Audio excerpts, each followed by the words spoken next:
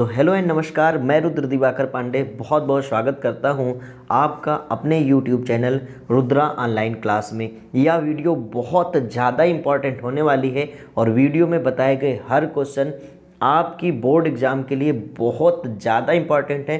तो वीडियो को बहुत ध्यान से अच्छे से समझ कर देखिएगा। मैं पूरी कोशिश करूंगा कि हर क्वेश्चन को आपको अच्छे से समझाऊं, क्योंकि इस चैप्टर से जब भी बोर्ड पेपर में क्वेश्चन बनाए जाते हैं तो एनसीईआरटी के एक्सरसाइज से क्वेश्चन जरूर रखे जाते हैं। तो आप इस एक्सरसाइज को और इसके सॉल्यूशन को बहुत अच्छे से तैयार जरूर कर लीजिएगा। तो बात करने वाले हैं हम कक्षा 12 विषय जीव विज्ञान और अध्याय 8 मानव स्वास्थ्य और रोग के एनसीईआरटी सॉल्यूशन अर्थात एक्सरसाइज में जो भी एनसीईआरटी के क्वेश्चन मेंशन हैं उनके हल के बारे में, उनके सॉल्यूशन के बारे में। सबसे पहले बता देते हैं आपको कि मानव और स्वास्थ्य रोग में आपको रोगजनक मानव में रोग उत्पन्न करने वाले परजीवी जैसे मलेरिया, डेंगू, चिकनगुनिया, फाइलेरियोसिस, एस्केरियोसिस, टाइफाइड, जुकाम, निमोनिया, अमीबियासिस और रिंगवर्म एवं उनकी रोकथाम के बारे में पढ़ना है। साथ साथ प्रतिरक्षा विज्ञान की मूलभूत संकल्पनाएं पढ़ना है,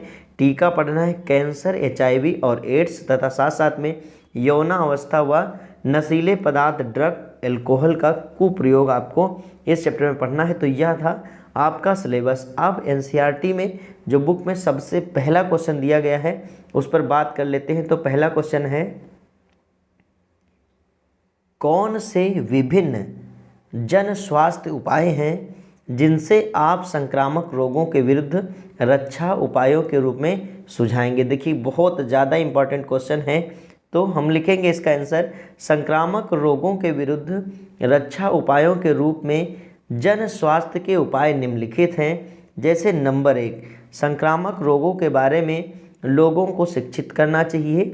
संक्रामक रोगों से ग्रस्त व्यक्ति को स्वस्थ व्यक्तियों से अलग रखकर उपचार करना चाहिए, क्योंकि हम जानते हैं क्योंकि जो संक्रामक रोग होते हैं वो रोगी से स्वस्थ व्यक्ति में पहुंच जाते हैं। तो ऐसे में जो रोगी होता है उसे स्वस्थ व्यक्तियों से दूर रखना चाहिए।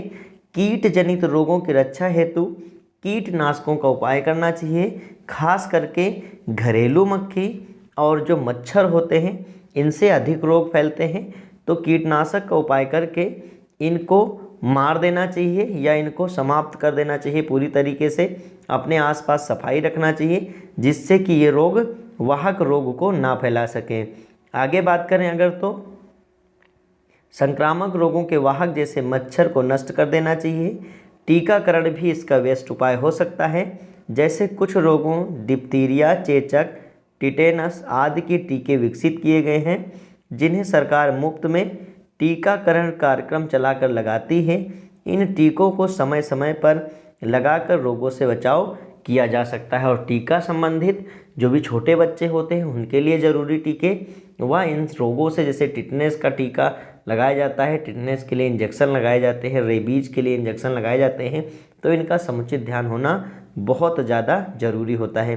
तो यह पहले क्वेश्चन का आंसर हो जाता है। नेक्स्ट क्वेश्चन के आंसर पर चलते हैं और वह है, जैविकी के अध्ययन ने संक्रामक रोगों को नियंत्रित करने में किस प्रकार हमारी सहायता किया है। बहुत इंपॉर्टेंट क्वेश्चन बन जाता है कि जो जैविकी का अध्ययन है अर्थात जब हमने सूक्ष्म जैविकी का अध्ययन किया या सूक्ष्म जीवों के बारे में अध्ययन किया तो हमको इससे क्या क्या लाभ हुआ और कैसे हम इसे नियंत्रित कर सके रोगों को। तो जैविकी के अध्ययन से संक्रामक रोगों के वाहकों का पता चलता है। जैविकी के अध्ययन से ही पता चलता है कि संक्रामक रोग के कारक क्या है तथा इनका जीवन चक्र कैसे चलता है। जैसे आपने प्लाज्मोडियम वाइवेक्स का जीवन चक्र पढ़ रखा है इस चैप्टर में। आगे बात करें तो रोग वाहकों के नियंत्रण के उपाय हमें पता चलते हैं। संक्रामक रोगों को पहचानने में हमें मदद मिलती है। संक्रामक रोगों के उपचार हेतु दवाइयाँ व टीके विकसित करने में हमें सहायता मिलती है। बढ़ते हैं नेक्स्ट क्वेश्चन की ओर और क्वेश्चन नंबर 3 है, निम्नलिखित रोगों का संचरण कैसे होता है। अमीबियासिस, मलेरिया, एस्केरियोसिस और निमोनिया। तो जो अमीबियासिस है उसका जो संचरण का अर्थ होता है कि फैलना, एक रोगी व्यक्ति से दूसरे स्वस्थ व्यक्ति में रोग कैसे पहुंचता है। तो यह जल द्वारा होता है। जल में अमीबा जीवाणु होता है और यह जब कोई दूषित जल पान करता है तो उसमें भी पहुंच जाता है।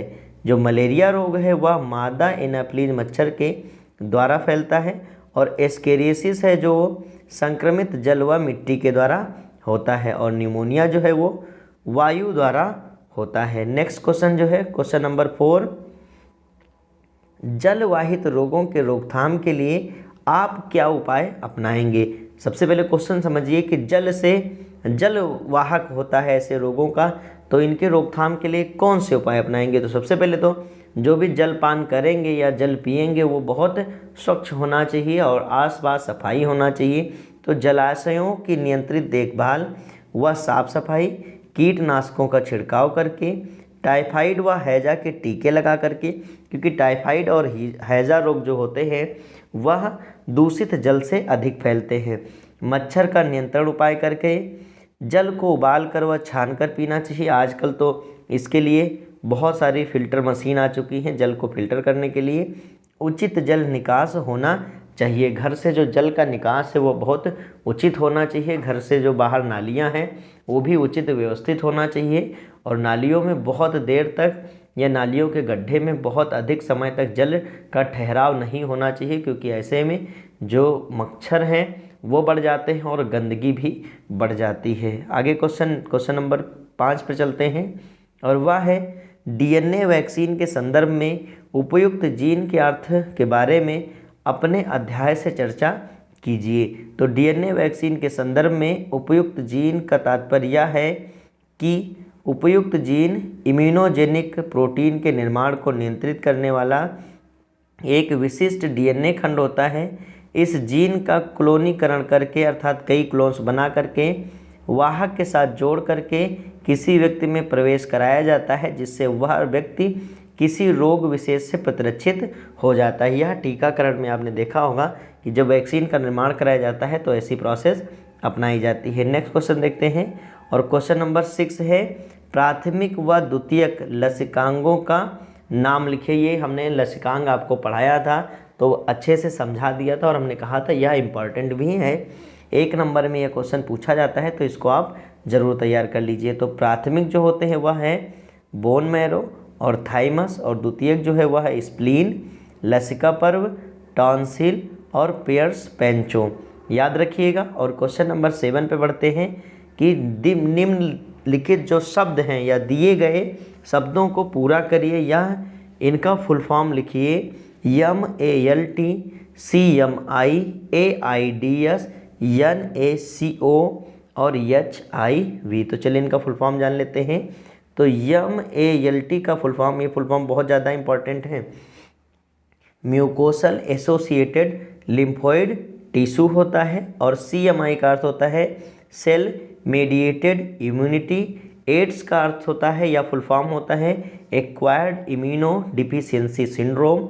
और नैको का अर्थ होता है नेशनल एड्स कंट्रोल ऑर्गेनाइजेशन। जब भी एड्स आदि के बारे में कोई सूचना दी जाती है तो उसके नीचे नैको का सिंबल और नैको लिखा रहता है। HIV का अर्थ होता है ह्यूमन इम्यूनो डिफिशियंसी वायरस। चलिए आगे क्वेश्चन जो कि बहुत ज़्यादा इंपॉर्टेंट है इस बार के एग्जाम के लिए, यही से क्वेश्चन उठाया जाएगा। निम्नलिखित में अंतर स्पष्ट कीजिए उदाहरण सहित। सहज प्रतिरक्षा और उपार्जित प्रतिरक्षा। सहज प्रतिरक्षा और विशिष्ट प्रतिरक्षा भी बोल सकते हो, जन्मजात प्रतिरक्षा और उपार्जित प्रतिरक्षा भी बोल सकते हो। और दूसरा है सक्रिय और निष्क्रिय प्रतिरक्षा। तो उपार्जित के दो थे, चूँकि हमने प्रतिरक्षा बहुत डिटेल में पढ़ रखा है। तो सबसे पहला देखते हैं सहज तथा विशिष्ट प्रतिरक्षा में अंतर। तो इसमें लिखेंगे यह जन्म के समय पाई जाती है, जबकि विशिष्ट प्रतिरक्षा यह रोगाणु या प्रतिजन के प्रभाव से उत्पन्न होती है। यह एक विशिष्ट सुरक्षा प्रक्रिया है और स्वतः प्राप्त होती है। यह रोगाणु या प्रतिजन के प्रति होने वाली प्रतिक्रिया से बनाए गए प्रतिरक्षियों से प्राप्त होती है। जब एंटीबॉडी का निर्माण होता है एंटीजन के प्रवेश करने के बाद, तब यह प्रतिरक्षा हमको प्राप्त होती है। उदाहरण देख लेते हैं। तो यह रोगाणुओं को शरीर में प्रवेश करने के रोकने के लिए विभिन्न प्रकार के अवरोध उत्पन्न करती है और 4 प्रकार के अवरोध हमने आपको पढ़ा रखा है। जैसे त्वचा रोगाणुओं को शरीर में प्रवेश करने में रोकती है, मुख की लार आँखों के आंसू रोगाणुओं की वृद्धि को रोकते हैं, श्वेत रुधिराणु रोगाणुओं का भक्षण करते हैं, उदाहरण के लिए हीमोफीलिया और वर्णांधता। ऐसे ही इधर अगर बात करें विशिष्ट प्रतिरक्षा में, तो प्रथम बार किसी रोग के रोगाणुओं से सामना होने पर जो अनुक्रिया होती है उसके फलस्वरूप प्रतिरक्षियों का निर्माण होता है। इस रोगाणु का पुनः आक्रमण होने पर स्मृति आधारित प्रतिक्रिया बहुत तीव्रता से होती है। उपार्जित प्रतिरक्षा टीकाकरण द्वारा भी प्राप्त की जा सकती है, जैसे टिटेनस, चेचक आदि के टीके। चलिए नेक्स्ट क्वेश्चन पे चलते हैं। और साथ साथ में आपको बता दें, यदि आपने अभी तक इस चैनल को सब्सक्राइब नहीं किया है तो इंतज़ार आप किस बात का कर रहे हैं। बायोलॉजी की संपूर्ण तैयारी के लिए आप हमारे चैनल रुद्रा ऑनलाइन क्लासेस को ज़रूर सब्सक्राइब कर लें और साथ साथ में नोटिफिकेशन बिल को भी ऑन ज़रूर कर लें। यह मैं इसलिए कह रहा हूँ क्योंकि अधिकतम लोगों ने अभी तक सब्सक्राइब नहीं किया है, जबकि वह रेगुलर पढ़ाई भी कर रहे हैं। तो ऐसे में यदि आप नहीं कर पाए सब्सक्राइब तो ज़रूर कर लीजिएगा। चलिए आगे बढ़ते हैं। तो सक्रिय और निष्क्रिय प्रतिरक्षा, तो इसमें शरीर अपनी कोशिकाएं संक्रमण के प्रति प्रतिरक्षी विकसित करती है, जबकि अक्रिय या निष्क्रिय प्रतिरक्षा में इसमें अन्य जीवों के शरीर में विकसित प्रतिरक्षी को प्रतिजन के प्रभाव को समाप्त करने के लिए दूसरे जीव के शरीर में निवेशित करते हैं। जैसे एंटीवेनम होता है जो सर्प विष जिसे बोलते हैं, यह लंबे समय पश्चात आराम प्रदान करती है, जबकि यह तुरंत आराम प्रदान करती है। इसका कोई दुष्प्रभाव नहीं है, इसके कारण कोई प्रतिक्रिया रिएक्शन हो सकती है। यह चिरस्थायी है, जबकि यह चिरस्थायी नहीं है। चलिए अगले क्वेश्चन पे बात करते हैं। अगला क्वेश्चन है प्रतिरक्षी अणु का स्वच्छ नामांकित चित्र बनाइए। प्रतिरक्षी पूरा टॉपिक हमने आपको डिटेल में समझा रखा है, इसके प्रकार जो थे उनको भी बता दिया था।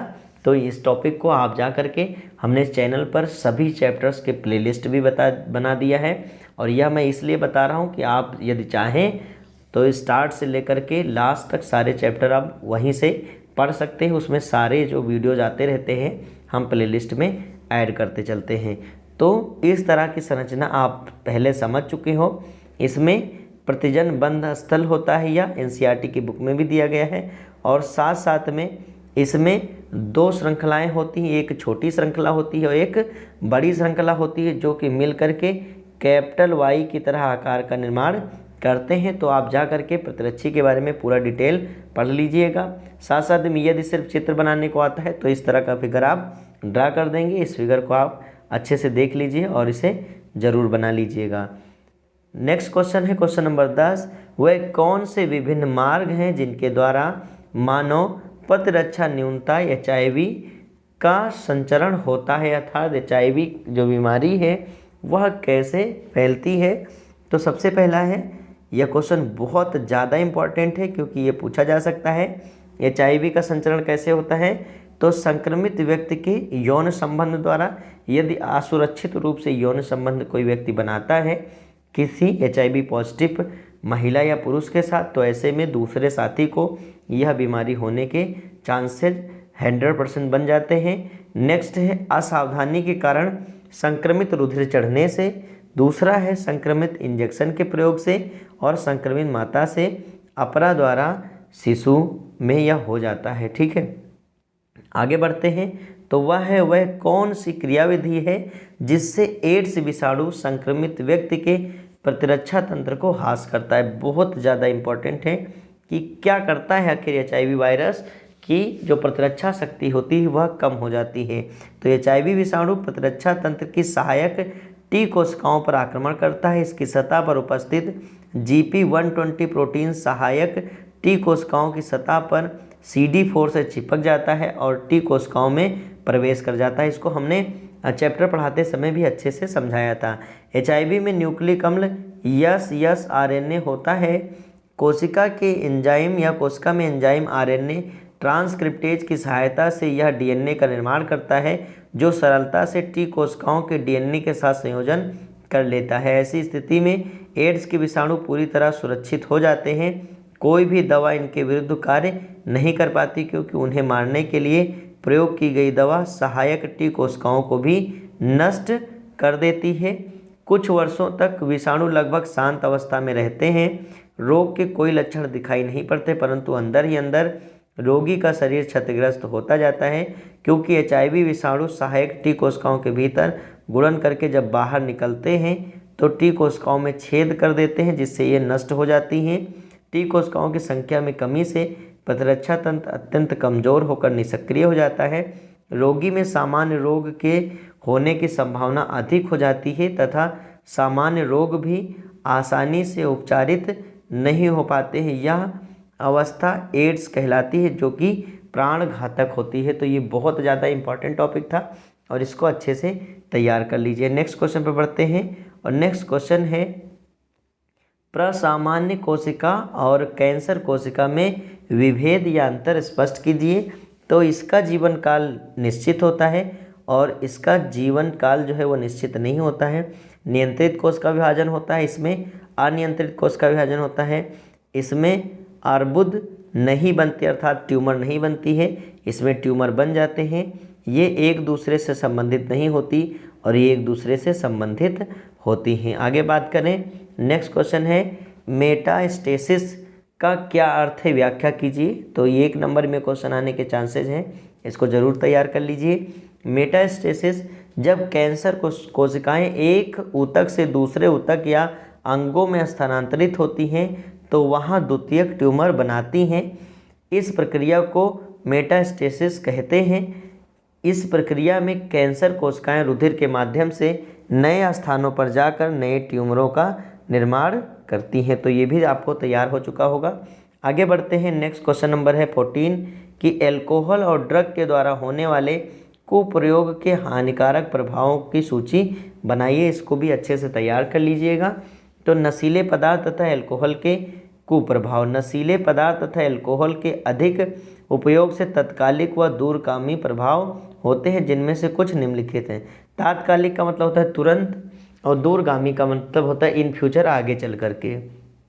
तो तात्कालिक प्रभाव में यह प्रभाव इन कारकों पदार्थों का सेवन शुरू करने के कुछ ही दिनों में दिखने लगता है, जैसे नशे के लिए चोरी करना, घर का सामान बेचना, बिना किसी कारण स्कूल कॉलेज ऑफिस में छुट्टी लेना या अनुपस्थित रहना, क्योंकि उसको नशा करना है ना, घर को आर्थिक रूप से हानि पहुंचाना, हिंसा, बर्बरता, अनियमित व अनपेक्षित व्यवहार करना, शैक्षिक क्षेत्र के परिणामों में कमी होना, अर्थात नंबर बहुत ज़्यादा कम आना, साथ साथ में व्यक्तिगत स्वच्छता व स्वास्थ्य के प्रति कमी या लापरवाह होना, अवसाद, डिप्रेशन होना और विथड्रॉल अर्थात कमी होते चले जाना, और आइसोलेशन होना, थकावट होना अर्थात लोगों से बात नहीं करना और सामाजिक ना होना, एकांत पसंद करना, जिससे कि ज़्यादा से ज़्यादा नशा करके व्यक्ति अपने आप को ख़त्म करता है। साथ में कुछ और भी आप लिख सकते हो, जैसे कि परिवार एवं दोस्तों के साथ संबंधों का बिगड़ना, सुई के नशे करने वाले व्यक्तियों में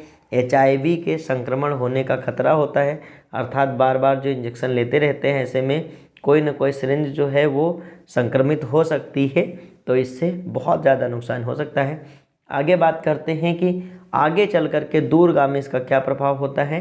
तो तंत्रिका तंत्र को नुकसान होगा।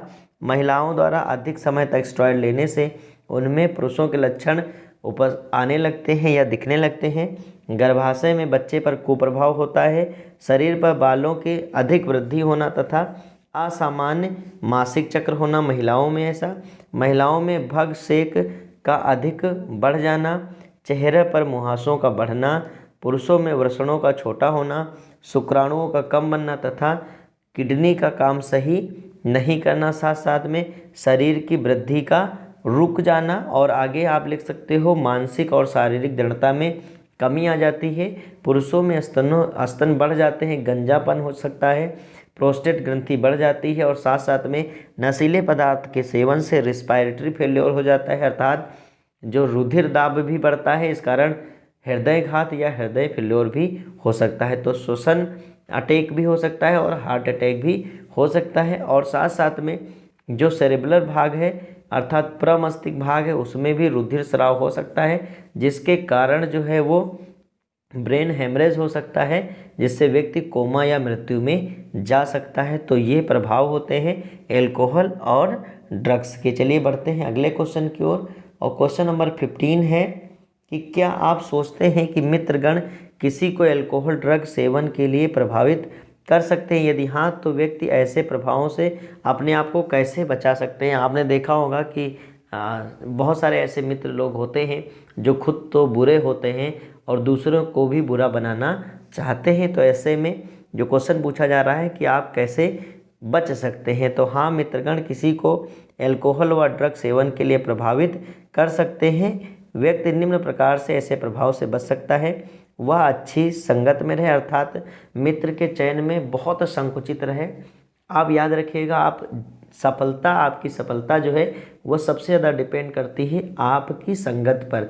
यदि आप बहुत कम से कम लिमिटेड मित्र रखते हैं तो समझ लीजिए आपका समय बहुत अधिक बचेगा, जिससे आप अपने लक्ष्य की ओर लगा सकते हैं। यदि आप मित्र अधिक रखते हैं तो यकीन मानिए आप सफलता से कभी भी पार नहीं जा पाएंगे, अर्थात पहले ही फंसे रहेंगे, क्योंकि हर मित्र को आपको समय देना होगा और आप अपने लक्ष्य को समय नहीं दे पाएंगे। मैं बिल्कुल नहीं कहता हूँ कि आप दोस्ती ना करिए, लेकिन दोस्ती करिए परंतु बहुत लिमिटेड करिए, जिसमें आपका लक्ष्य भी भ्रमित ना हो और आपके दोस्त भी आपसे नाराज़ ना हो। तो ऐसे में अच्छी संगत में रहा करके नशीले पदार्थों के आदी व्यक्तियों से दूर रहना चाहिए।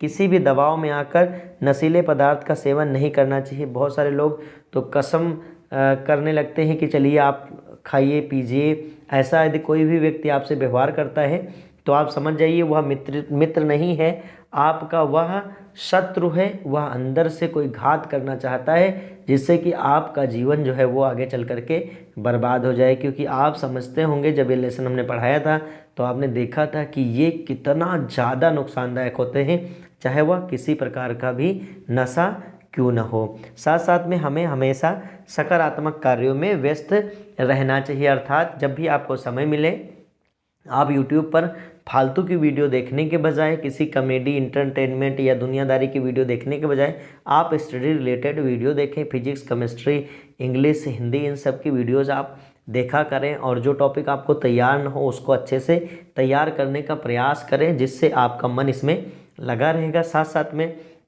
आप सिलेबस का एक प्रिंट आउट निकालिए और दीवार पर उसको चस्पा कर दीजिए, और जो जो टॉपिक आपको तैयार होते जा रहे हैं उन पर आप क्या करते रहिए, हाईलाइट करते रहिए कि ये टॉपिक मुझे तैयार हो गए हैं, जिससे आपका ब्रेन जो है वो फोकस रहेगा और उसको पता रहेगा कि अभी मुझे इतने टॉपिक तैयार करने हैं, मेरे ये टॉपिक तैयार हो चुके हैं। तो आपका ब्रेन जो है वो पॉजिटिवली काम करेगा और तभी आप पॉजिटिव और सकारात्मक रिजल्ट पा सकते हैं। तो इन बातों को ज़रूर ध्यान रखिएगा। आगे बात करते हैं।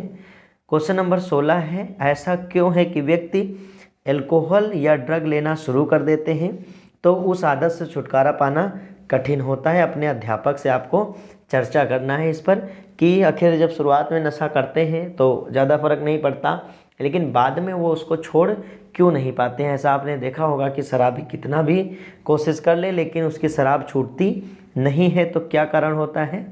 तो कारण की बात करें तो जब कोई व्यक्ति नशा अर्थात अल्कोहल या ड्रग लेना शुरू करता है तो शुरुआती दिनों में तो नशे की कम मात्रा भी अपना प्रभाव डालती है, पर बार बार सेवन से हमारे शरीर में उपस्थित ग्राहियों के सहन करने का स्तर बढ़ जाता है। अब अल्कोहल या ड्रग की अधिक मात्रा पर ही ग्राही अनुक्रिया कर पाते हैं, अतः व्यक्ति नशे का आदी हो जाता है और जब भी उसको ऐसा नशा नहीं मिलता है तो वह व्यसन और ऐसी वृत्ति को दर्शाता है जिससे उसका शरीर कांपने लगता है। यह भी हमने आपको पढ़ा रखा है सिलेबस में जब पढ़ा रहे थे कि शरीर कांपने लगता है, उसको घबराहट होने लगती है, बेचैनी होने लगती है, अनिद्रा हो जाती है, वो छटपट छटपट उसका गला सूखने लगता है, छटपट छटपट करने लगता है कि जल्दी से उसको ऐसे मतलब सेवन उसको करना ही होता है। आगे बात करते हैं।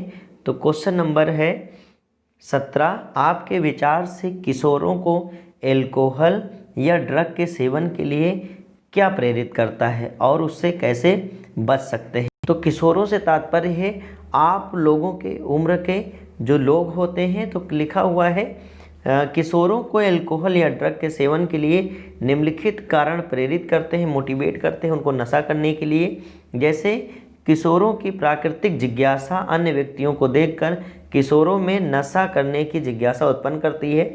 जब अपने कई साथियों को नशा करते हुए देखते हैं तो उनके मन में भी एक मोटिवेशन आता है कि चलिए एक दो बार नशा करके देखते हैं, अभी कुछ होगा तो है नहीं, किसी को पता भी नहीं चलेगा। लेकिन जो बुराई का जाल होता है वह थोड़ा भी बहुत होता है। जब कोई अच्छा व्यक्ति ऐसे जाल में फंसता है तो वह फंसता ही चला जाता है। यह बुराई एक दलदल समान होती है, अर्थात यदि आपने इसमें इस पैर रखा तो यह आपको अपनी ओर सोंखती ही चली जाती है। तो ऐसी बुराइयों से जितना अधिक हो सके, जितनी अधिक दूरी बना सकते हैं, उतना ही आपके लिए बेहतर होता है। साथ साथ में शैक्षिक व सामाजिक तनाव को भूलने हेतु भी लोग नशा कर लेते हैं। नशे को प्रगति के सूचक के रूप में देखने की भूल होती है उनके अंदर। ऐसा लगता है कि वह कई बार तो इसके लिए तो मैं कहता हूँ भारत सरकार को भी बहुत सारे एडवर्टाइजमेंट पर रोक ज़रूर लगाना चाहिए। जैसे आपने कई बार देखा होगा कि मुंह में रजनीगंधा, कदमों में दुनिया, या शिखर पान मसाला, कि जो शिखर खाते हैं शिखर पर रहते हैं, या विमल का है कि दाने दाने में केसर का दम। तो ऐसे में ये एडवर्टाइजमेंट लोगों को क्या करते हैं, मोटिवेट करते हैं कि वे नशा करें। ऐसे बहुत सारे शराब के भी क्या कहते हैं एडवर्टाइजमेंट होते हैं। तो ये एडवर्टाइजमेंट बिल्कुल भी बंद होने चाहिए, जिससे कि युवाओं को यह प्रेरणा ना मिले कि वे नशा करें। अभी आपने देखा होगा एक फैक्ट था कि जब तक लोगों को यह पता नहीं चला था कि सिगरेट और अल्कोहल बहुत ज़्यादा हानिकारक होते हैं, तो ये जो फैक्ट्रियाँ होती थी सिगरेट और अल्कोहल की कंपनियाँ, वो डॉक्टरों से प्रचार करवाती थी और डॉक्टर लोग यह बोलते थे कि यह बहुत ज़्यादा फायदेमंद है, ताकि लोग प्रेरित होकर के नशा करें। लेकिन अब ऐसा नहीं है, अब लोग जानते हैं कि यह नुकसानदायक है, फिर भी लोग नशा कर रहे हैं। तो यह विचार करने वाली बात है। बाकी रही बात एडवर्टाइजमेंट की, तो ऐसे एडवर्टाइजमेंट बिल्कुल भी नहीं होने चाहिए और ना ही देखने चाहिए। तो आई होप आपने कंप्लीट रूप से यह सॉल्यूशन समझ लिया होगा। बाकी मिलते हैं अगले वीडियो में। और साथ साथ में यदि अभी तक आपने इस वीडियो को लाइक नहीं किया है तो चलते चलते लाइक ज़रूर करिएगा, और आप भी बताइएगा कि कौन सा एडवर्टाइजमेंट आपने देखा है जो कि आपको नशे के क्षेत्र की ओर प्रेरणा के लिए ले जाता है और उससे आप हेट करते हो। ऐसे एडवर्टाइजमेंट का नेम आप कमेंट में चलते चलते लिखिएगा, हम भी देखें कि हाँ आप लोग क्या इन पर रिएक्शन रखते हो जो कि ऐसे तुच्छ एडवर्टाइजमेंट बनाए जाते हैं। मिलते हैं नेक्स्ट वीडियो में, तब तक के लिए आपका जितना ज़्यादा समय हो सके वह आप पढ़ाई की ओर लगाइए।